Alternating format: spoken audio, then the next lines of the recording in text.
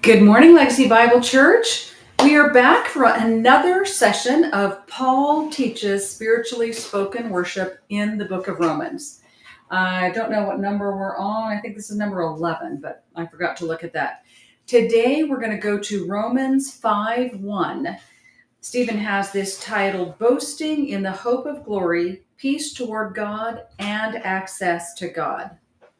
I'm going to read this to you. If you'll put that up on the screen, Stephen, the one that just has the one verse on it. Okay.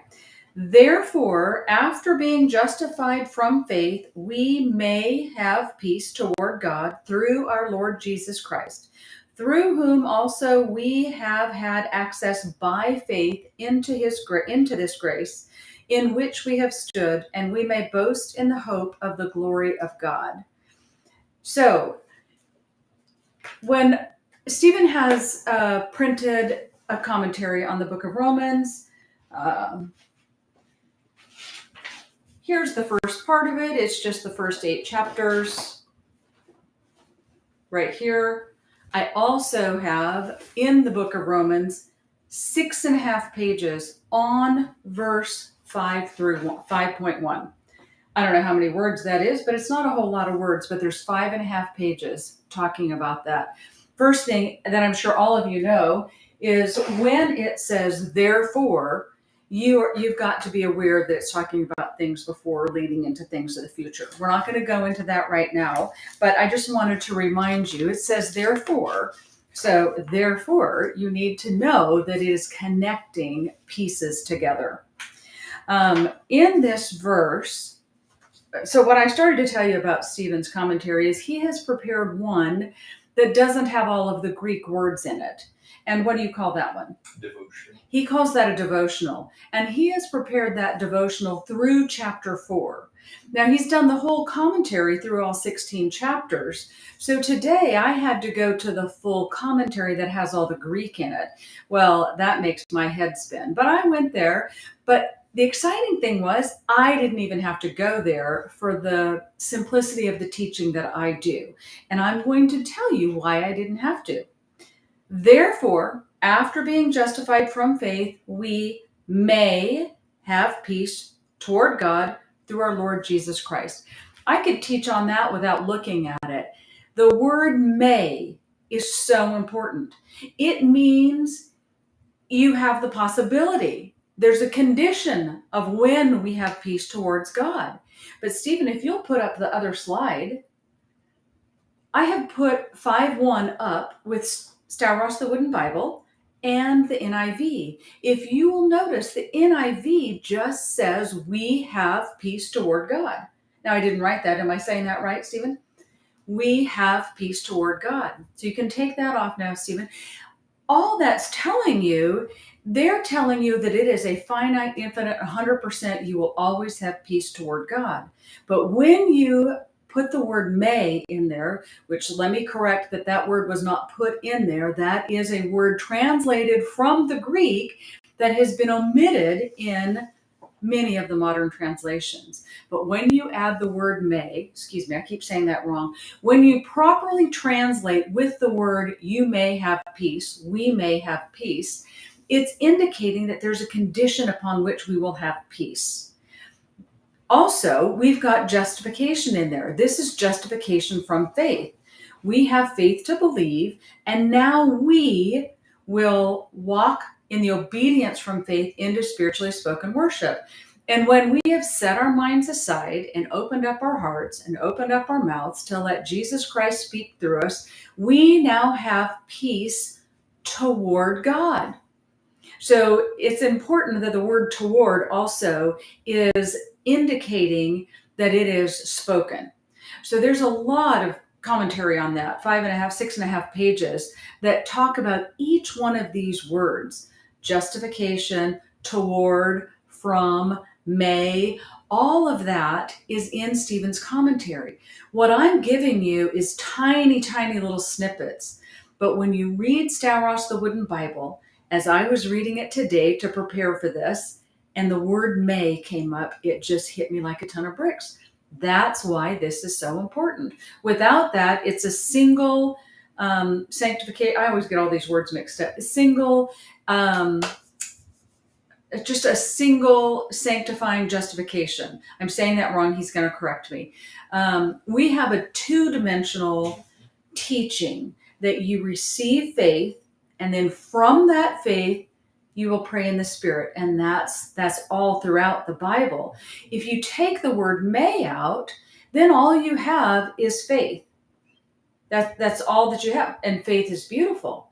But they're telling you that there's more to your faith if you want to walk in that. You're not less of a Christian, you're not less of a believer, but he has more for you. And if you want more, follow Legacy Bible Church and you will get more. So Stephen is he's not in a new series, he's just in a transition. Right now he's going to talk about James in the book of Acts. So that's going to be an exciting one. Should be a short teaching today. We're thankful that you have joined us. Go ahead and hit the slide, hun.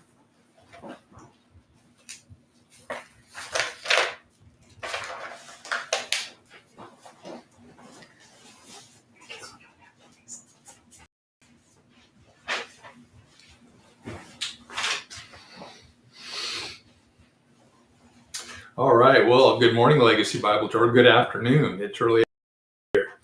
And man, what another good job by Robin teaching on the different ways that Paul uses different terminology all through the book of Romans to refer to spiritually spoken worship.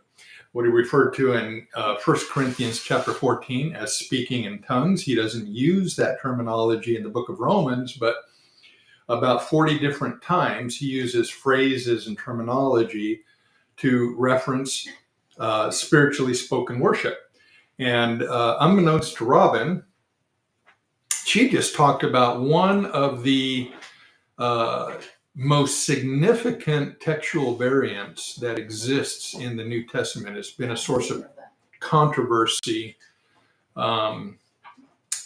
Well, let's just say probably going back into the earliest centuries of the church. And it involves the very passage that Robin quoted today, where the verb echo, which means to have, the earliest, oldest texts, which go back into the early 4th century, have an omicron, have an omega, which makes the verb subjunctive, echomen.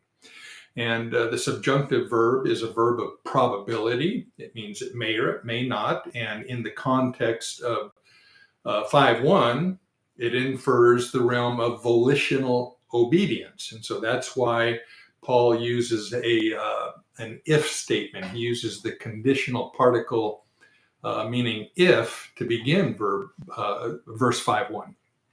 And then that naturally calls on a subjunctive verb, which is a verb of probability, which you can translate as may have or might have, but you want some sense in the translation of volitional probability. And Robin explained that well. In Stauros, the Wooden Bible, I take care of that with the word may, that we may have peace toward God. The latter variants that came in later texts, their scribal variants, change the omega to an omicron, which essentially removed the volitional aspect of the verb and makes it, as Robin well pointed out, is translated in the NIV version as if they were translating from the omicron.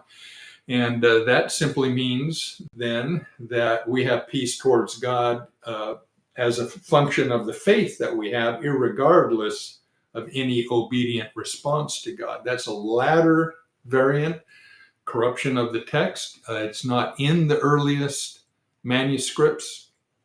And most of the earlier translations rightly translated the verb as omega, subjunctive verb.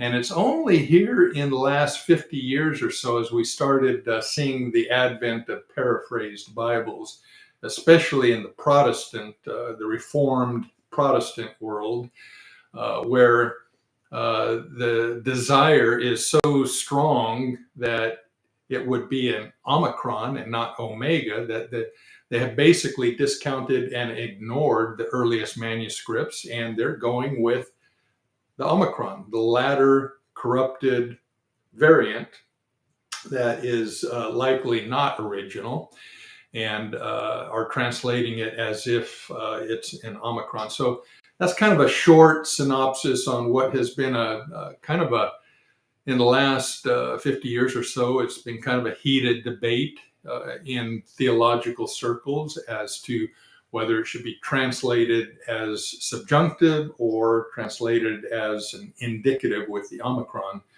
But you can rest assured that based on the textual evidence, we have the oldest, most reliable manuscripts have the Omega, and not infer, but are very explicit with the subjunctive verb, inferring the volitional realm of obedience, as Robin well taught today.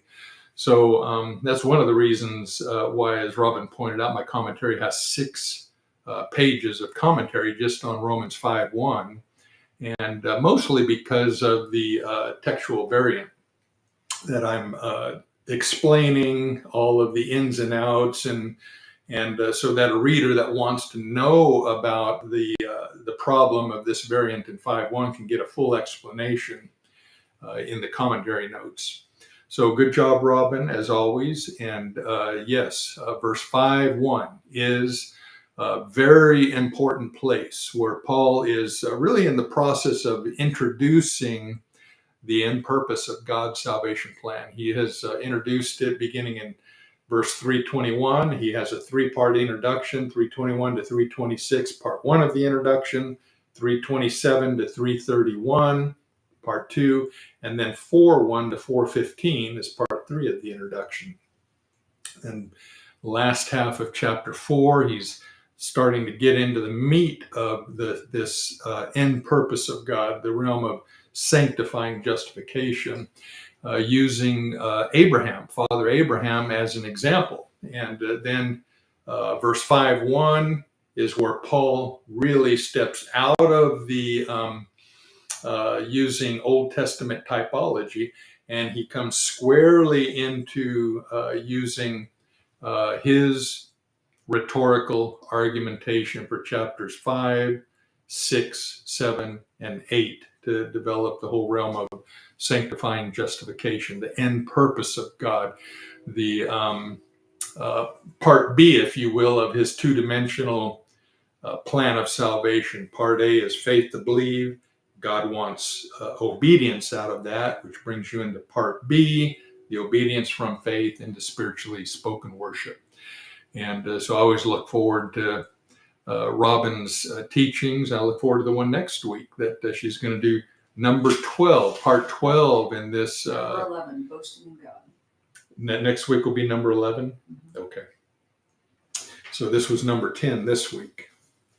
So, okay, I have been for the past 5 sessions, I've been in the Good Shepherd, the first half of chapter 10 of the Gospel of John. I finished that last week, and I am going to move into the second half of chapter 10, but I'm getting ready to start a major study on the book of James in my PhD studies, and so I've been steeped deeply in commentaries and discussions about the book of James. And so in my own studies, I'm going deeper than I've gone in the past into James in the New Testament.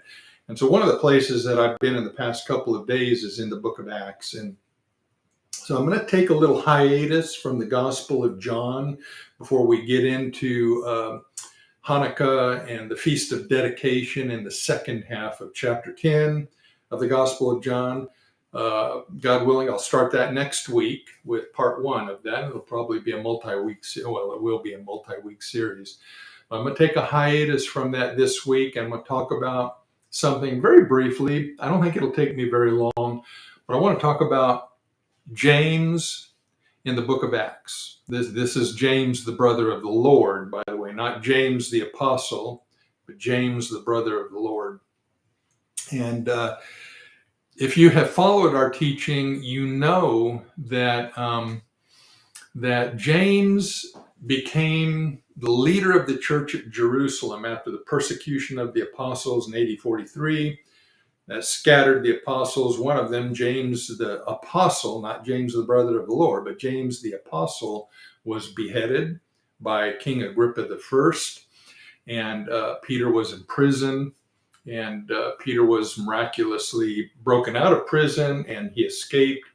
And that began the formal leadership, if you will, of James, the brother of the Lord, over the church at Jerusalem. The apostles were scattered, and he became the de facto leader of the church at Jerusalem. And in those early days, to be the leader of the church at Jerusalem inferred leadership over the scattered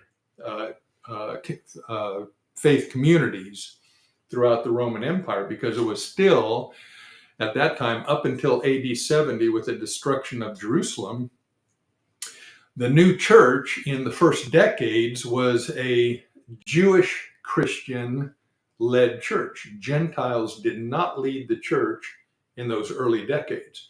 It was always Jewish Christians in the positions of leadership. And so the church, just like the diaspora synagogues throughout the empire, looked to Jerusalem as their head, as the leader of the synagogues throughout the empire. So also the faith communities that were Jewish led, scattered throughout the empire, looked to the church at Jerusalem as the leader of the church. And so in AD 43, and this would be 10 years after the cross, Jesus was crucified in AD 33. So 10 years into the New Covenant age, there was a leadership transition at Jerusalem with this persecution from King Agrippa I, the scattering of the apostles, and James, the brother of the Lord, becoming the de facto leader of the church at Jerusalem.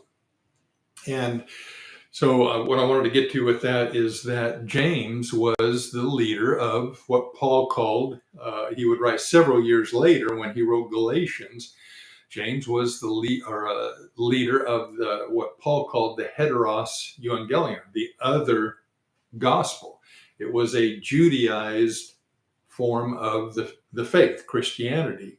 And of course, Paul was the ostensible leader with the other apostles up to that point. He was the leader of the what he called the euangelion of Christ, the good message of Christ, the message that he took to the Gentile nations. So you had a dichotomous situation, even in those earliest years, of two competing Christian faith traditions. You had the Judaized Christianity at Jerusalem and in Judea that was basically had syncretized the Christian faith with obedience to Moses, with Torah, with the law of Moses. They were syncretized into a form of Christianity that still adhered to obedience to the law of Moses. And then, of course, the Pauline teaching, which is systematically unfolded in the book of Romans, which was written in AD 57. Paul's teaching taught that Christ was the end of the law of Moses, that if you're striving to attain to the righteousness of God by keeping the law of Moses, which was part and parcel to the Judaized Christianity that James was the champion of now at Jerusalem, if you're striving to attain to the righteousness of God by keeping the law, Paul wrote in Galatians, you're far away from Christ, that you can't do both, that you're either obedient to Jesus according to the obedience from faith, or you're obedient to Moses, in which case you're far away from Christ, but you can't do both. You can do one or the other. Either you're going to have obedience to Moses, or you're going to have obedience to Jesus Christ. And this is a concept that's been largely lost from the church because the church for most of its history is actually a progeny of that other euangelion that emerged at Jerusalem in those early years, which was in turn this Judaized Christianity at Jerusalem was the sponsor, the champion, if you will, of the faith community, the fledgling early faith community at Rome, which was part of the synagogue at Rome.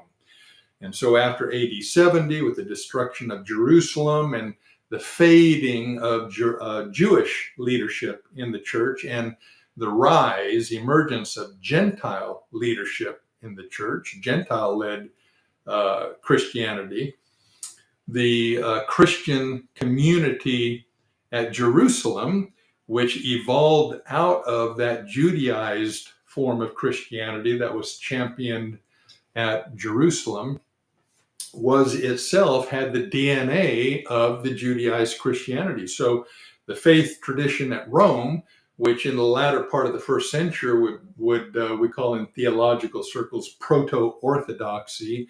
It's the faith tradition that the church at Rome would sponsor and influence and push throughout the Roman Empire until the Evangelion of Christ had been essentially forced away from the face of the church. A little bit of history there, but I want you to kind of have the idea here as I talk about this passage in Acts that James, the brother of the Lord, was the champion, the leader of the Judaized other Evangelion that was championed at Jerusalem. And he became the leader of the church with this persecution that took place 10 years into the new church, and with the scattering of the apostles. And James, the brother of the Lord, was suddenly in the limelight as the leader of the church. So let's go to chapter 12 of Acts. And I'm going to just talk about it, and I'm going to bring up two verses in particular, verse 12 and verse 17 in chapter 12. But chapter 12 is where we know about the persecution of Agrippa, King Agrippa I in AD 43. And we can know about it actually from extra-biblical witnesses. Josephus, who was a Jewish historian, wrote about Agrippa, and that Agrippa died of a tremendous stomach ailment, which by his chronology, by the chronology that we have in Josephus, would place King Agrippa I dying of that stomach ailment in AD 44. And in chapter 12, Luke, chapter 12 of the book of Acts, Luke writes about this death that Agrippa occurred shortly after this persecution that he did, which allows us to place this persecution in AD 33. That also correlates separately within the New Testament with the writings of Paul, where Paul writes about revelations that he had that relate and can take us back to AD 43 in terms of the context that Paul is writing in. So chapter 12 has a very interesting, if you will, verses before and at the end. The final verses of chapter 11 talk about Paul and Barnabas and Silas and several others going to Jerusalem from Antioch. And then verse 12:25, remember that's the end of chapter 11 where Luke writes about that. And then in verse 12:25, Luke writes that they departed from Jerusalem and went back to Antioch. So you have these bookends, if you will, of this journey that Paul and Silas and others, Paul and Barnabas and Silas and others made to Jerusalem to take an offering from the church at Antioch to the church at Jerusalem.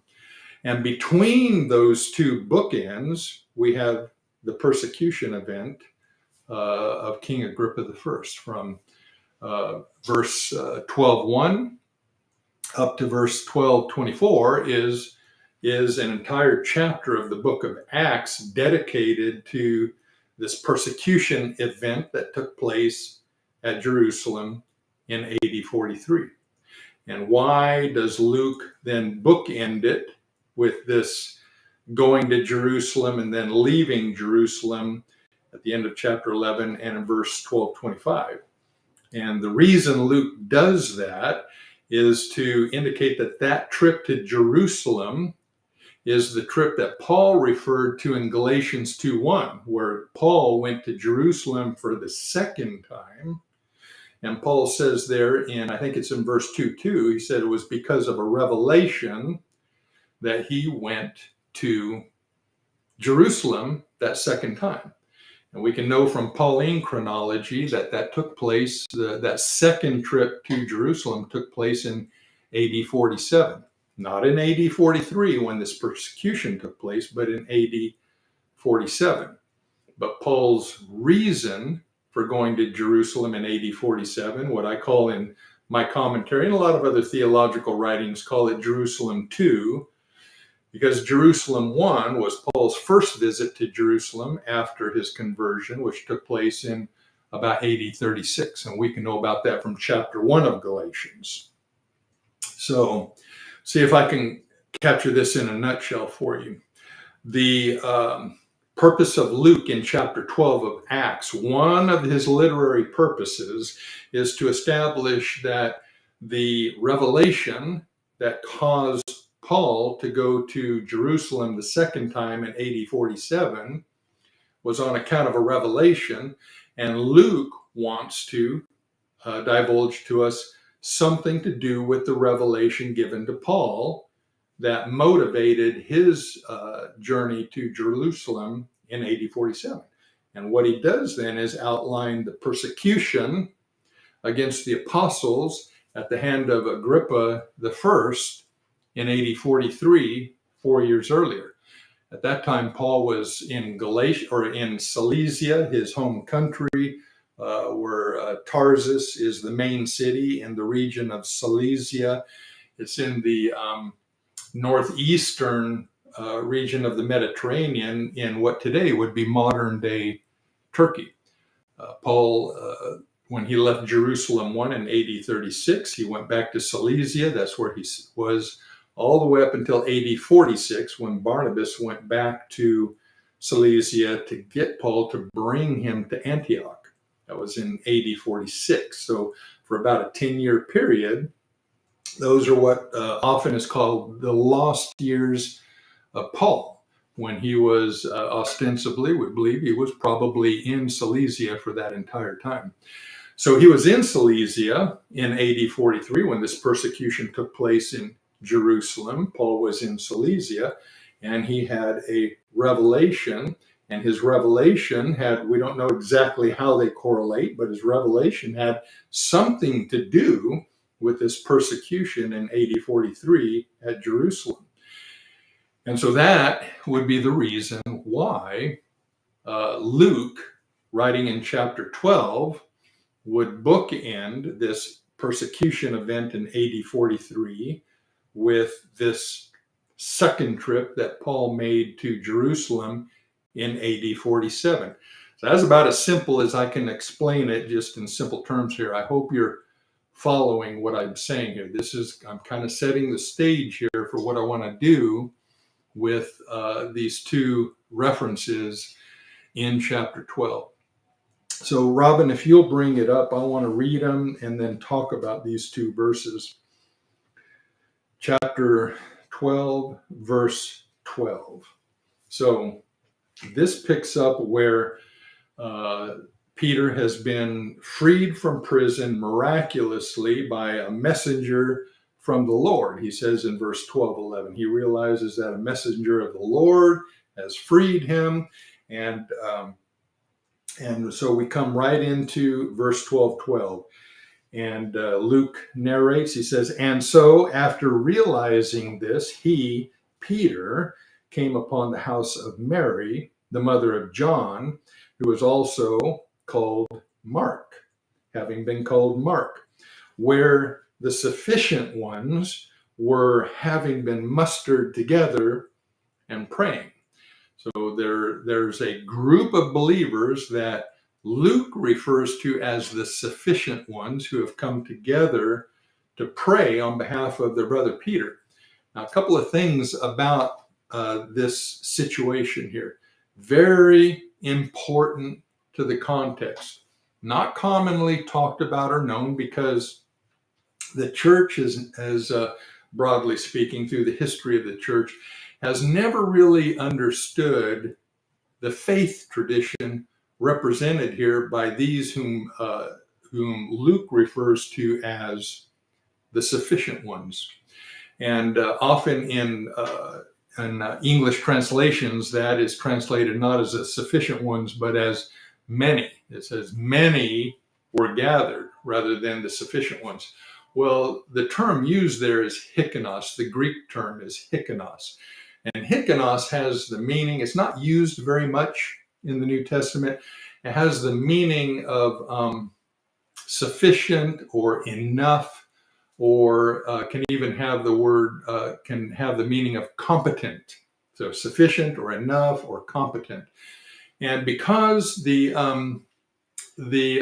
situation with this dichotomous faith traditions in the early church that would erupt in the 2nd century, called the Quartodecimon, the Paschal controversy, and the tradition that is being represented here by the verb, or the noun hikanos. They're represented as the 14ers. Well, one of the things that's very important to the context here is that, and this is not well known, has not been really talked about in teachings or in commentaries, but James the Apostle was beheaded on the first day of the days of unleavened bread. That's right in the beginning verses of chapter 12, that he was beheaded on the days of unleavened bread. And we can know it was the first day of unleavened bread because it goes on to say in those first verses that Peter was then, after James the Apostle was beheaded, Peter was arrested.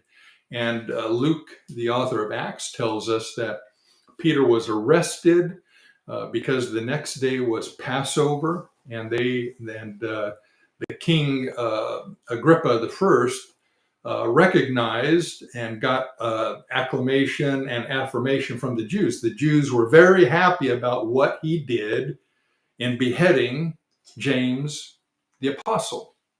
And so, since that got some good marks for King Agrippa the First, he wanted to take it further. So he had Peter arrested, and for the purpose that after the Passover, which was the next day, after the Passover, he would present Peter to the people. Ostensibly, he had plans to behead Peter also. There would be no reason, after beheading James the Apostle, there would be no reason to arrest Peter for the sake of presenting him to the people after the Passover, unless he was planning on doing the same thing to get more affirmation, more acclamation, more approval from the Jews.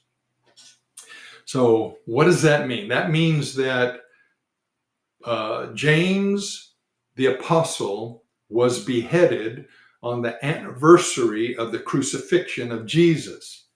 Jesus was crucified on Nisan 14, on the first day of unleavened bread, what the gospel writers call the day of preparation. That's the first day of unleavened bread. And so James the Apostle is beheaded on the 14th of the Jewish month of Nisan, the anniversary day of Jesus' crucifixion.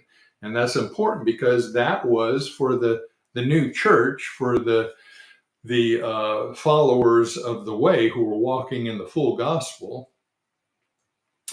The 14th of Nisan, because that's the day Jesus was crucified, was their holy day. It was, of all the days in the years, that was the most important symbol of the new Christian faith was that first day of unleavened bread, the day of preparation, 14 Nisan, that the anniversary day of the day that Jesus was crucified on the cross. This is the day that Herod brought the apostle James out before the people and beheaded him. And the idea there is symbolic. Hopefully you're seeing this, but I'll say it in very specific, very clear terms. The idea is on the holy day of this new Christian faith tradition called the Way, their holy day being the day of preparation, the day before Passover. The Jews wouldn't have been happy about that because the Christians were already then beginning to usurp their important day. Their most important day of the year is the next day, Nisan 15, Passover. That's the important day on the Jewish calendar. And the Christians in the Way, those who would be called hikanos, sufficient ones, they were observing as their most important holy day of the year, the day of preparation, the day that Jesus was crucified on Nisan 14, the day before Passover. Huge symbolism, huge meaning being conveyed by Luke here at the beginning of chapter 12 when he talks about the beheading of James the apostle on the first day of unleavened bread. Everything I have explained to here is packed into it. He would know it was packed in. The early church would understand it exactly that way. Luke wouldn't have to go into long commentaries to explain the significance and the meaning as he's writing in the early 60s. The church knew it. The church had their holy day on Nisan 14. They knew exactly what Luke was inferring and what he was writing here when he says that the apostle James was beheaded on the first day, the day of unleavened bread, which we can know is the first day because it wasn't Passover yet. The days of unleavened bread begins on the day of preparation, the day before Passover. So since Passover was the next day, he tells us at the beginning of chapter 12, we can know that James the apostle was beheaded on Nisan 14, on the anniversary day of Jesus' crucifixion. That wasn't an accident. That was a coordinated, concerted plan by Agrippa I, certainly complicit with the Jews. He wouldn't have done that independent of the leadership of the Jews knowing about it. They were making an example. They were basically sending the message to this new Christian church that you're not going to have your holy day on the day of preparation and usurp the Jewish Passover day. That's not going to happen. And they sent the message, that message, by beheading one of their primary leaders, James the apostle. And they planned on compounding that message the day after Passover. You remember, the Jews wouldn't allow that type of judicial action on the Passover day itself. The Passover day was going to be a day of peace, and then they would compound the message to this Christian church the day after Passover by doing the same thing to Peter, which they ended up not being able to do because Peter was broken out of prison by an angel, by a messenger of the Lord. And so James is walking in the streets, and that's where we pick up here at verse 12, where he comes to the house of Mary, the mother of John, who was also called Mark. Yes, this is the Mark. We have every reason to believe this is the Mark who his name is born on the Gospel of Mark. So I'm going to read that again, and then we're going to go into the next verse, which carries into the crux of what I really want to get to here with this little this little detour I'm taking for 1 week from the book of John. So you bring that up, Robin, to read 12:12 again. So, okay, so Peter has been broken out of prison, and he's come to the house of Mary, who is the mother of Mark. And so Luke narrates, and so, I'm going to read it again, and so after realizing this, he came upon the house of Mary, the mother of John, who was also having been called Mark, where the sufficient ones were having been mustered together and were praying. So Luke I've explained the sufficient ones, that's a vernacular term, and the sufficient ones, sufficient how? Sufficient in their faith. That term in itself is indicating that in the realm of faith, there is strong faith and weak faith. Paul in the book of Romans in chapter 14 refers to weak faith, and then in the beginning of chapter 15, he refers to the strong ones. And Paul is referring to this whole idea that's inferred in the term sufficient ones, hikanos, that faith can be strong or it can be weak. And that's what's inferred here in the term hikanos. And I don't have time to go into it here, but that is a meaning that carries through the New Testament in this use of the term hikanos. It's not used a lot, but when you see it, almost without, there's one or two exceptions where it's used in other ways, but almost without exception, it is used in the context of referring to those who are strong in their faith. And so that's what hikanos is referring to. Often translated in English translations, not understanding the full salvation plan of God. So it gets translated in most English translations as many. So if you open up your English translation to Acts 12:12, and you see that the term, the English translation is many were gathered, they are translating hikanos as many, which is a mistranslation. There's another term that's almost always used for many. Paulus has the term many or much, and is almost always a term that if you want to say many or much of something, you use the adjective paulus. And that is not what Luke used here. He used hikanos, which means sufficient or enough or competent. And that term, again, is used to infer those whose faith is sufficient, adequate, competent in order to walk in the fullness of the gospel of God, or the gospel of Christ, if you will, according to the obedience from faith. Those who will walk according to the obedience from faith are hikanos. Their faith is sufficient. Their faith is adequate. Their faith is competent in order for them to walk in the full gospel. And of course, that is one of the functions and reasons of teaching. That's why we teach at Legacy Bible Church, is to help the children of God, those whom God has given faith to believe, to become hikanos, to become sufficient in their faith, adequate in their faith, strong in their faith, to become those who will walk according to the obedience from faith. That's who the New Testament authors are referring to when they use the term hikanos. It does not mean much or many in terms of numbers of people. It means sufficient or adequate or competent in terms of the quality of their faith, right? Faith is a living thing. It can become strong or it can become weak, depending on one's faith walk.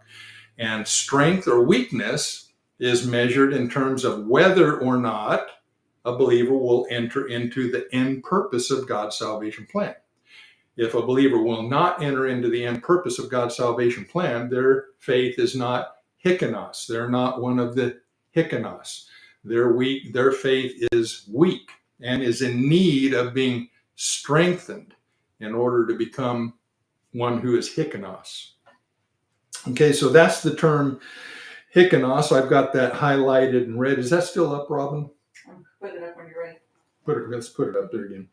So that's what I've shown highlighted with bolded in red with the Greek term. That Greek term is hikanos. I've underlined what it refers to. There's the sufficient ones.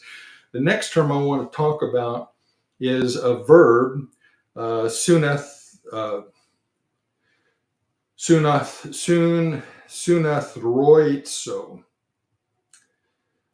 I have to take a minute and make sure I get that term in my head because my study is relatively current here. Sunathroitzo.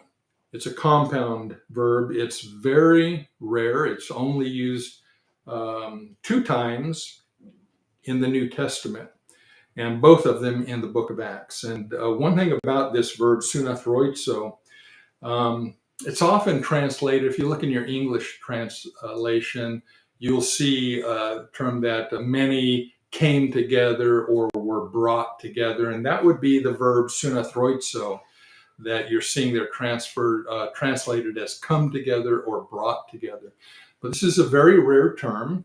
In ancient usage, it was used, for instance, when an army in a military context was assembled together, arrayed for battle. The verb sometimes used would be sunathroitzo here. And so it has that kind of a context. It's a somewhat narrow context in the use for this verb. And in looking at the forms of this verb, so this is sunathroitzo. It's the preposition sun, which is prefixed onto the simplex verb arthroitzo. And so you get sun arthroitzo. And sun has the context of having a common purpose. Anytime sun is used, it always infers a common purpose. And then arthroitzo means to gather together, to bring together. And so that's why it's used in military terms for a gathering of soldiers brought together for the purpose of arraying them, organizing them for battle. And so sun arthroitzo has that context. Well, that wouldn't be lost on Luke, who is the only New Testament author to use this verb. He uses it 2 times. And in studying the verb and other uses, other forms of the verb, the simplex is used by Luke at the end of the Gospel of Luke. And there's another compound form, eparthroitzo, which is used in the Gospel of Luke in chapter 11. One of the common themes for the use of this verb is that it always infers an opposition. So when you see this verb used, it infers somewhere out there's an opposition that they've gathered for the purpose of opposing. And of course, how are they opposing? They've gathered together for the purpose of opposing in prayer. They are praying. So he says they're mustered together. I translate sun arthroitzo as mustered because it brings into the context of gathered together, like in the context of an army to do battle. And so mustered together brings out that context that is inferred in this very unusual, very rare use of this verb. Luke could have easily used one of the more common terms for gathering together, which would be sunerkomai or sunago, very common terms in ancient Greek and very common in biblical usage, just to mean to gather together.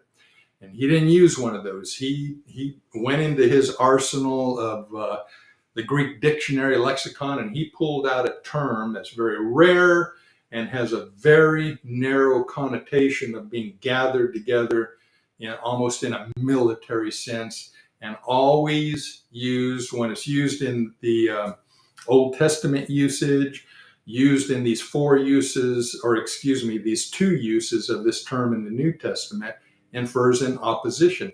The other New Testament use is in Acts, I think it's in chapter 19, where the craftsmen in Ephesus are gathered together to oppose Paul, and the way. Why? Because Paul's good message, he's spreading, people are beginning to follow his good message, and they were going to denigrate, the name and reputation of their patron god, small g, which was Artemis. And so these craftsmen, these silversmiths and craftsmen that built shrines and idols to this small g, their patron god, Artemis, they were up in arms because of Paul's good message and taking followers away from Artemis and creating followers to the one true living God. And they were up in arms over it. And so the term, Luke uses the term again there in that context, that these craftsmen were mustered together to oppose Paul and the way. You read about that in chapter 19. So the verb always infers, it's always used when you're gathered together, always infers an opposition. And that's what Luke wants to do here. He wants to infer that they're gathered together. The weapon of their warfare is prayer, because they're gathered together in a military sense, and they're praying. Their military action against the enemy is through prayers to the one true living God. And you can rest assured, being that these are the Hyksos who are gathered here, praying for Peter, who had been arrested and was going to suffer the same fate unless God intervened, was going to suffer the same fate that their brother, the Apostle James, had suffered that same day. And of course, God answered their prayer and miraculously broke Peter out of jail. And Peter showed up at their house, at Mary's house, where they were gathered together, mustered together, doing this warfare of praying. Peter showed up there, broken out of jail. God answered their prayers. So that's the context, and that's the use of the words here, Hyksos, the sufficient ones, meaning they were strong in their faith, sufficient in their faith to walk in the end purpose of God's salvation plan, which is exactly what they were doing here at Mary's house, praying for Peter. And that's the whole context and inference in this rare compound verb, sunathroizo. So that goes then to the next verse that I want to talk about here is verse 12:17. If you bring that up, Robin. And so between verse 12:12 and 12:17, Paul's at the house there, and they're amazed. And of course, Peter, not Paul. Peter shows up at the house. He's knocking, and Rhoda answers, and she's astounded to see Paul and doesn't even let him in, goes back and tells the others that Peter's at the door.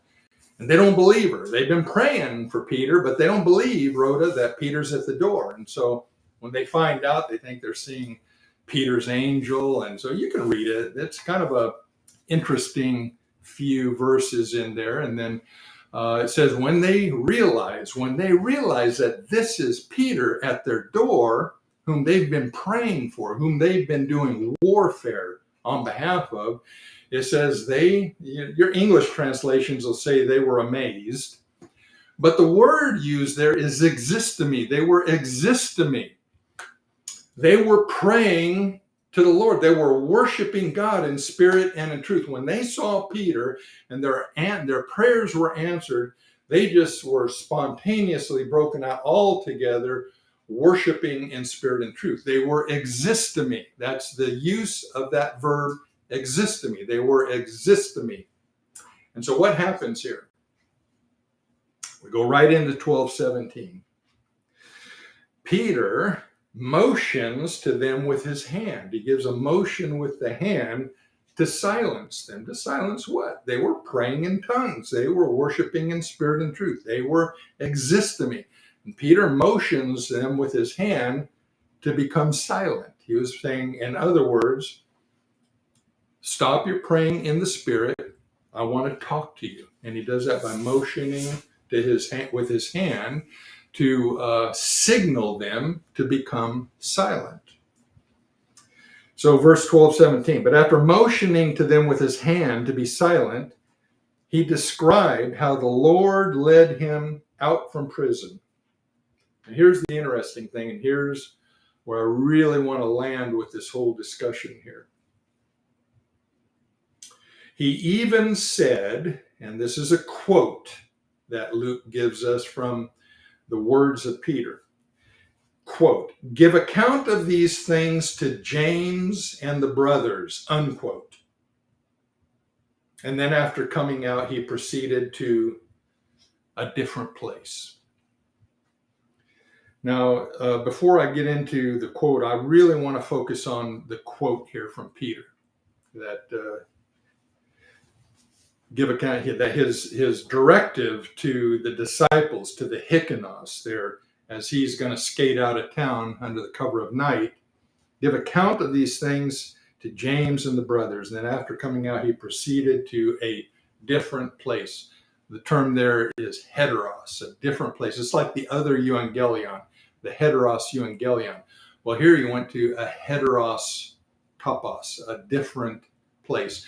And the term heteros, it's the indefinite adjective of duality. Heteros always infers a duality, this one and that one. Not many.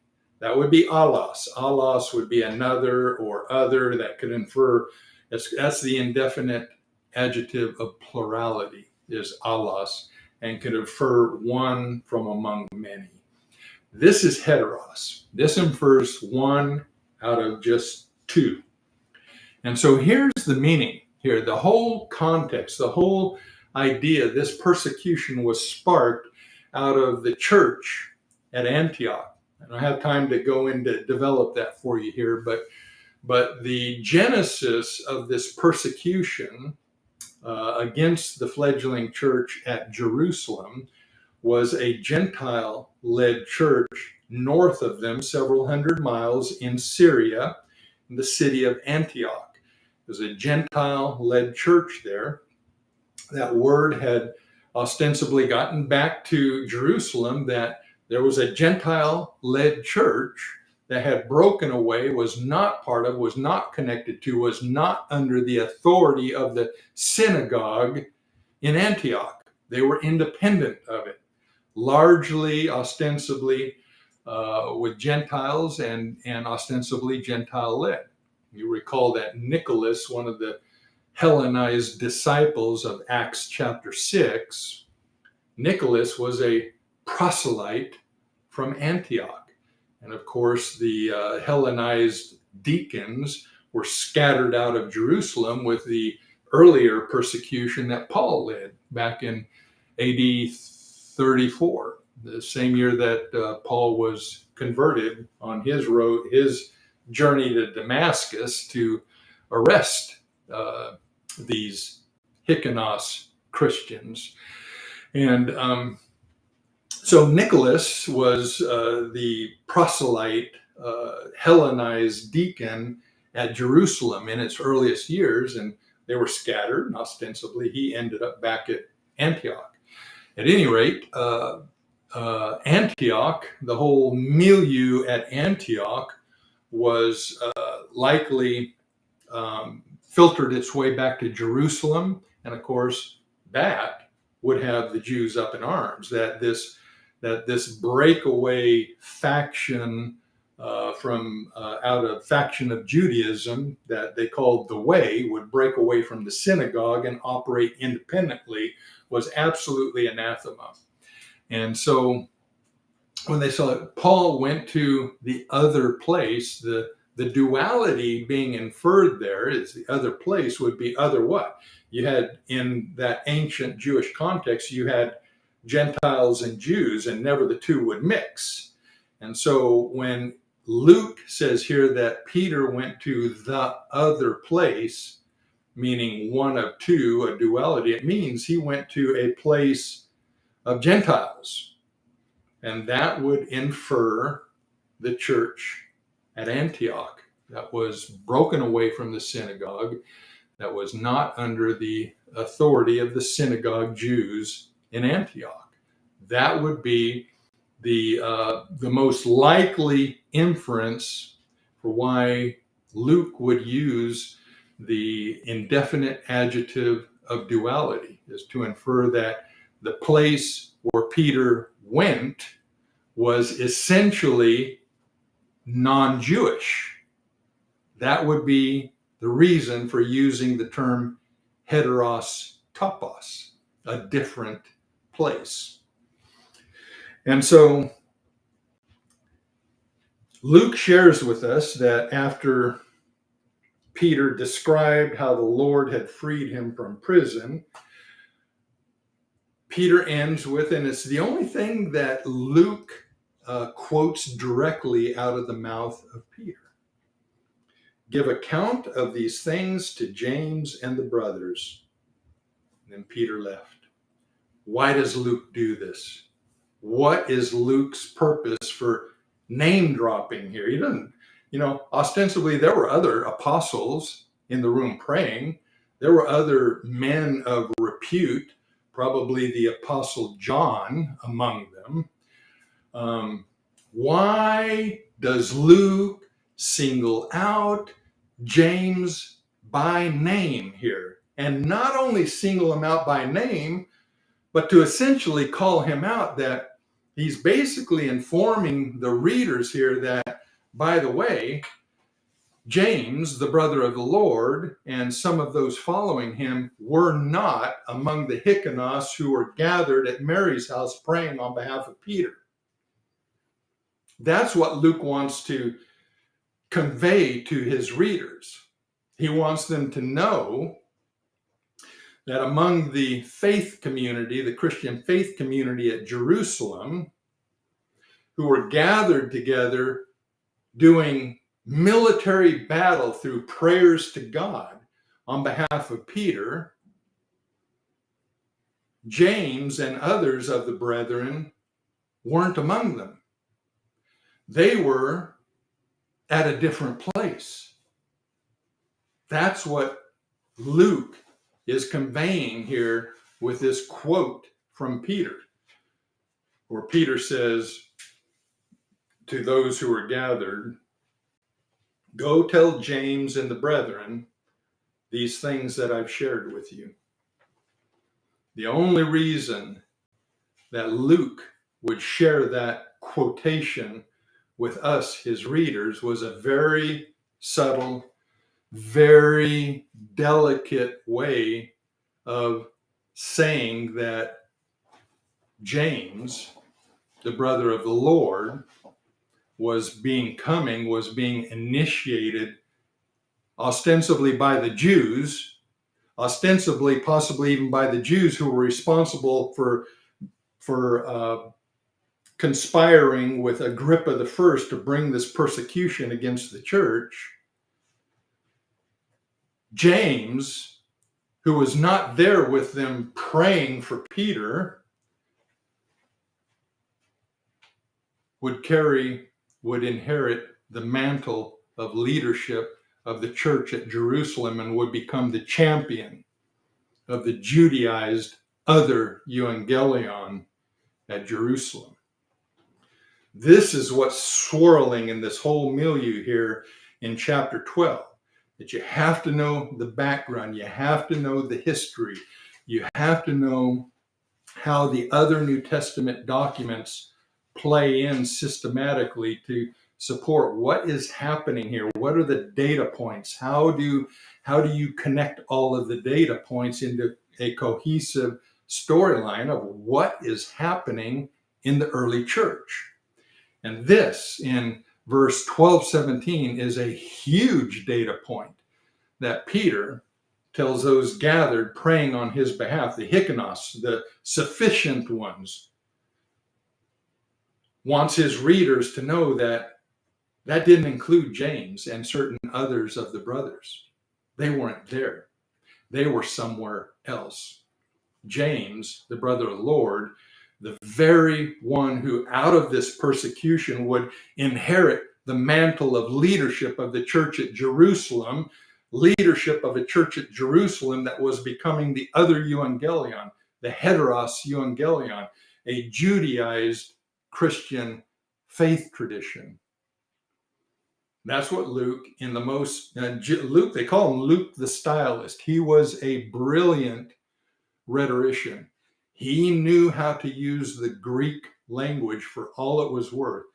And Luke is sharing with us here in the most gentle, the most nuanced way that he could. He is telegraphing the church, who is still ostensibly very aware of these details, these things. He, in a most gentle, most nuanced fashion, is telegraphing these things to his readers in this quotation from Peter, where through this quotation from Peter, we can know that while the Hyrcanos were praying on behalf of Peter, James and others from the brethren were somewhere else. James and others from the brethren who would inherit the mantle of leadership of the church at Jerusalem with the scattering of the apostles on the heels of this persecution. So this just supports, if you will, the historical perspective that is so important that you have. It's so important, we believe here at Legacy Bible Church, that if we're going, not if, but as we teach a fullness of the gospel that's essentially been lost from the church, it's so important that we help you understand how to read the New Testament documents and understand through the New Testament documents, well, then what happened?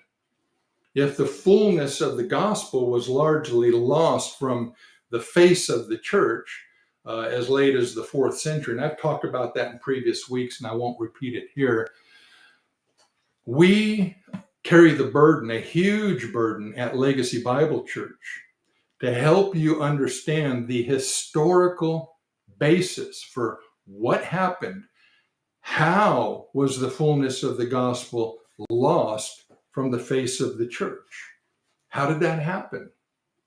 And this passage in Acts is one of the data points, a very important data point that helps piece together this historical perspective on a competition between the ancient tradition of the apostles and this emergent Judaized Christianity that here is coming under the leadership of James at Jerusalem, with the beheading of the apostle James and the scattering of the other apostles, including Peter here, who skates out of town at night to go to a different place, meaning a place with a Gentile context.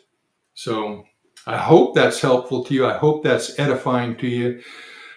We do invite your questions and your comments. I know that as this is new to many of you, you're going to have questions, you're going to have comments, and we want to talk to you about it. So please feel free to email, and Robin will put the email address up on the screen there, and we want to have that dialogue with you.